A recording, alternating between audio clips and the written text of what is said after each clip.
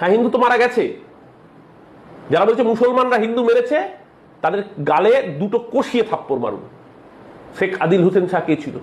হিন্দু যুবক, ঘোড়া চালাতো ওখানে, ঘোড়সওয়ার।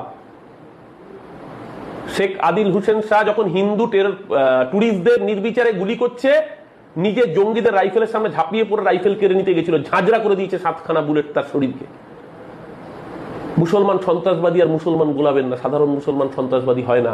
ঠিক যেরকম ভাবে সাধারণ হিন্দু, আমি অরূপ চক্রবর্তী হিন্দু ব্রাহ্মণ ঘরের সন্তান, আমি মানেই যেরকম বজরং দল বা ভিএইচপি নই, আমি মানেই যেরকম গ্রাহাম স্টুয়ার্ট স্টাইনকে শিশুপুত্র সহ পুড়িয়ে খুন করা দারা সিং নই, আমি মানেই যেরকম সাধ্বী প্রজ্ঞা মালেগাঁও বোমা বিস্ফোরণে অভিযুক্ত নই, তেমনি সব মুসলমান মানে নয় সন্ত্রাসবাদী নয়।